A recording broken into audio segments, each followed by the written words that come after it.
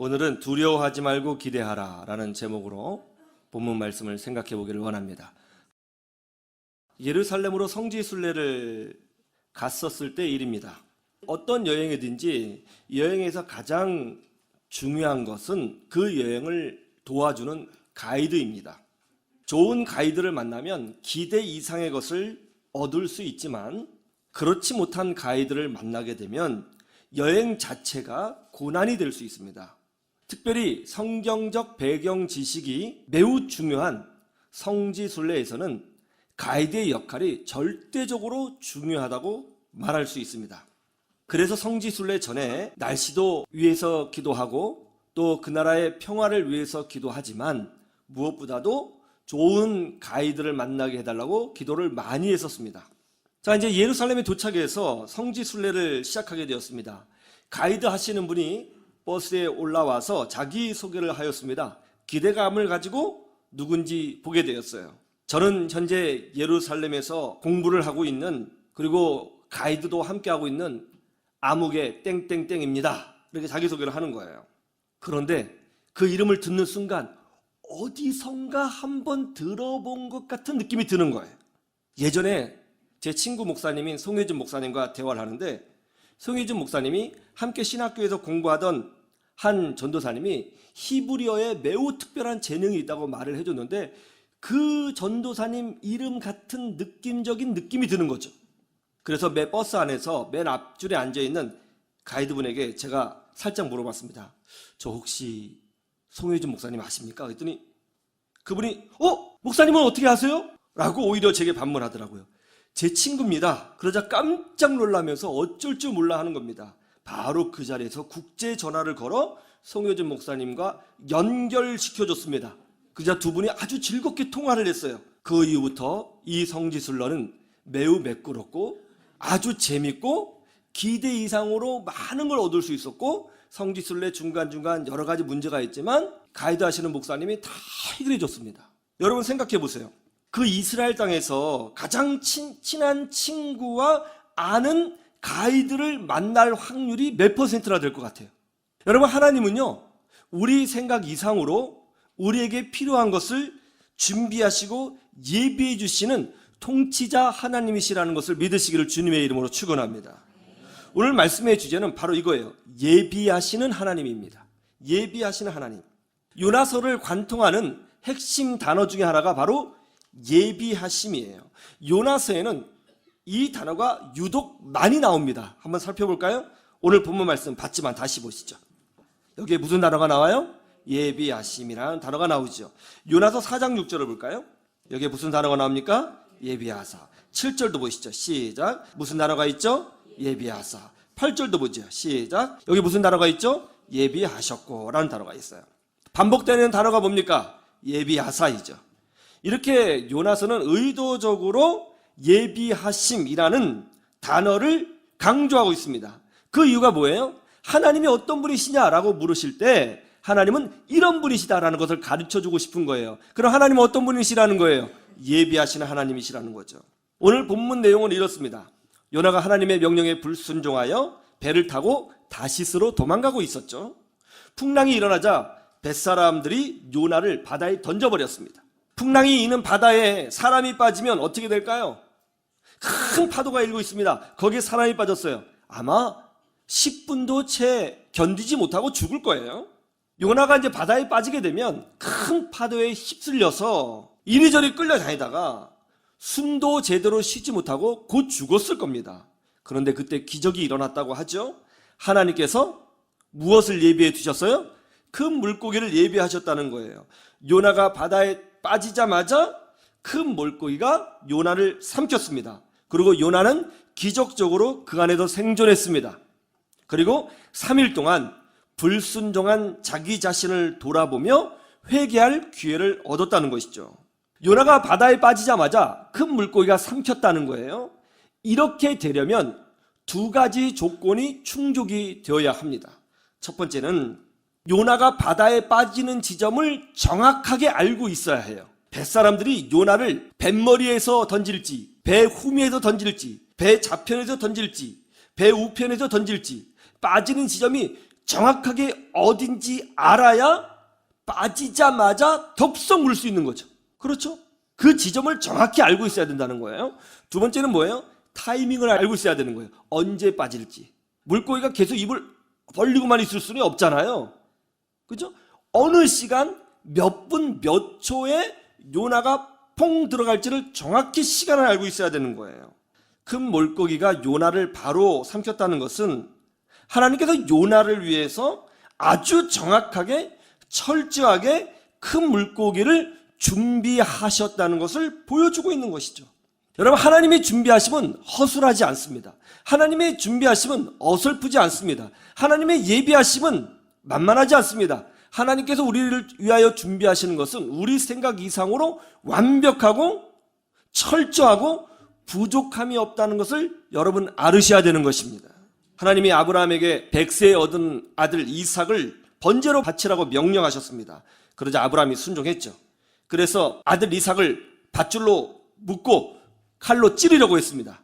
그때 하나님께서 다급하게 아브라함을 부르셨습니다. 아브라함아, 아브라함아, 내 아들에게 손을 대지 말라. 이제야 네가 진심으로 나를 믿는 줄 알겠노라.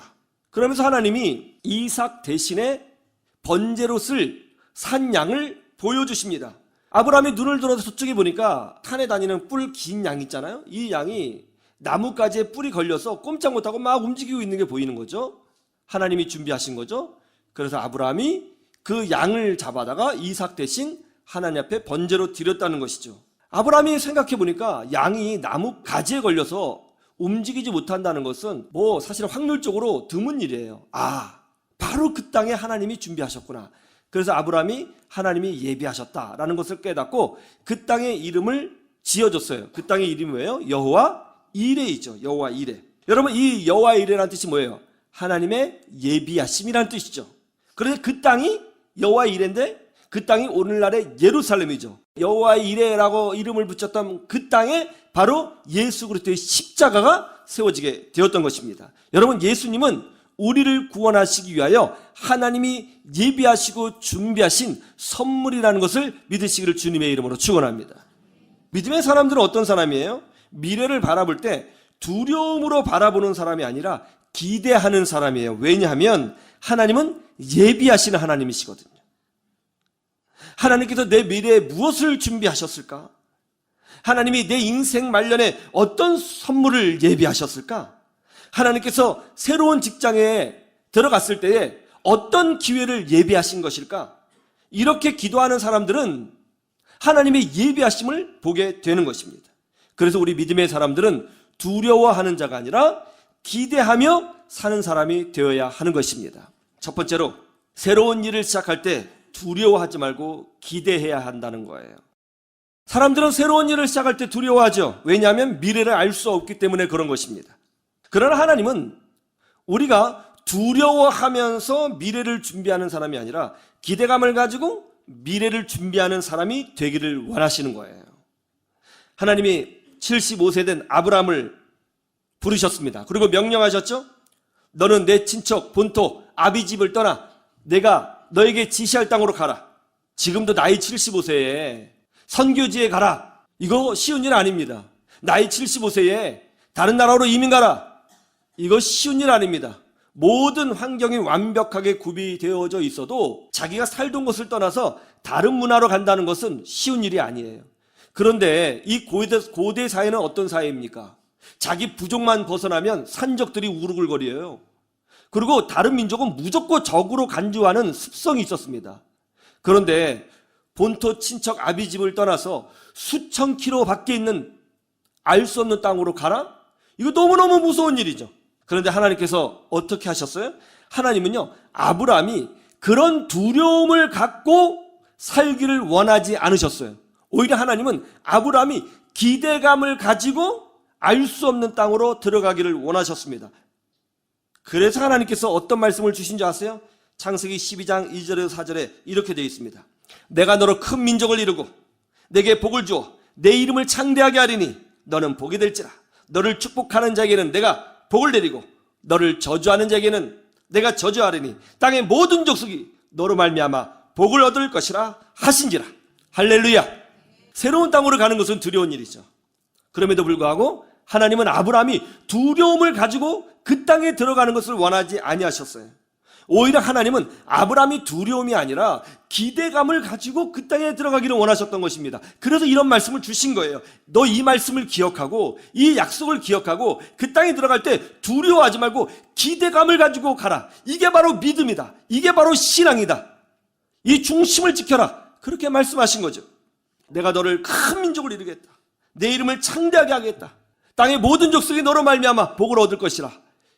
그러자 아브라함이 어떻게 했는지 아세요? 두려웠지만 그런 두려움을 다 내려놓고 성경에 이렇게 되어 있습니다. 이에 아브라함이 여호와의 말씀을 따라갔고. 여러분, 우리가 새로운 일을 시작할 때가 있을 겁니다. 그때 우리는 두려워하는 자가 아니라 하나님의 예비하심을 기대하며 믿음으로 전진하는 사람이 되어야 될 줄로 믿습니다. 그럴 때 하나님께서 예비해 주시는 것을 우리가 보게 되는 거예요. 기대감이 없는 자는 보지 못합니다. 그러나 기대감이 있는 자는 찾게 되고, 찾는 자는 하나님의 손길을 보게 되고, 그것이 하나님의 예비하심이었다는 것을 알게 되는 것이죠. 새로운 직장으로 이직하신 분이 계십니까? 새로운 직장에서 어떤 일을 만나게 되는 거지? 나만 왕따 당하는 것은 아닐까?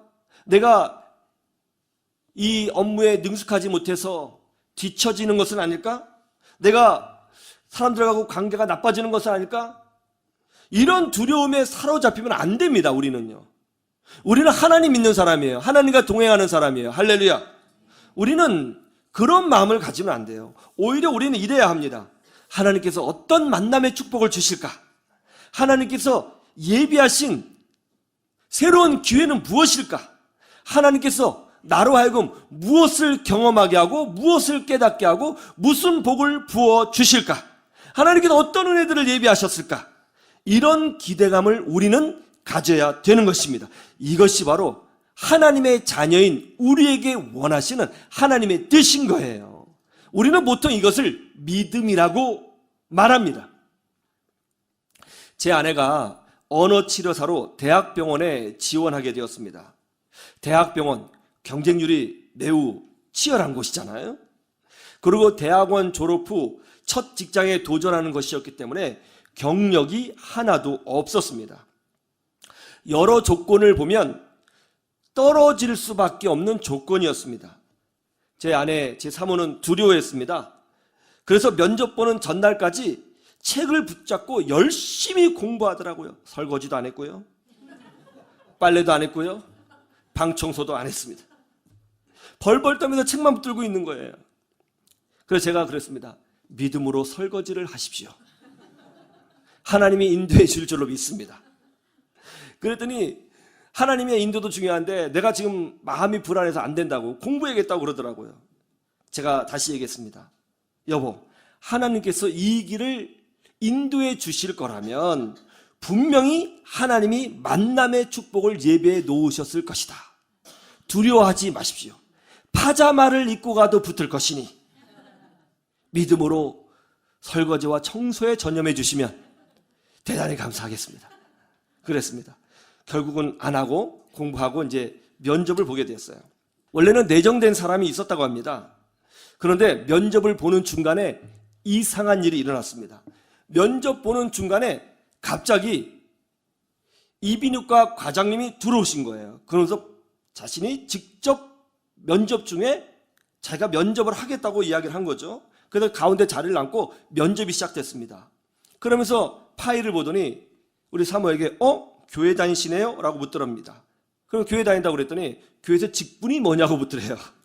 그래서 제 남편이 강도사이고 자기는 사모다라고 했더니 깜짝 놀라면서 자기는 지금 어느 교회 남성사랑방 목자고 교회에서 이런저런 일을 하면서 섬기고 있다고 이야기하더라는 거죠. 그래서 30분 동안 면접하는데 다 교회 이야기만 하고 면접이 끝났습니다. 합격했을까요? 안 했을까요? 합격했습니다. 하나님은 우리를 어떤 길로 인도하실 때 그것이 하나님의 뜻이라면 하나님께서 다 준비하시고 예비해 놓으셨다는 것을 여러분 믿으시기를 주님의 이름으로 축원합니다. 하나님이 사람도 예비해 놓으셨고요. 물질도 예비해 놓으셨고요. 시간과 여건도 예비해 놓으신 거예요. 그러므로 우리는 두려움을 가지고 새로운 일을 시작하는 사람이 아니라 그런 하나님을 만날 기대감을 가지고 새로운 일을 시작해야 되는 줄로 믿습니다. 이것이 바로 믿음의 사람의 입장인 거예요. 이것이 바로 우리가 가져야 될 신앙인 것입니다. 하나님은 미래를 다 알고 계십니다. 여러분 모두를 위해서 모든 것을 예비해 놓으셨습니다. 이 믿음으로 전진하시기를 주님의 이름으로 축원합니다.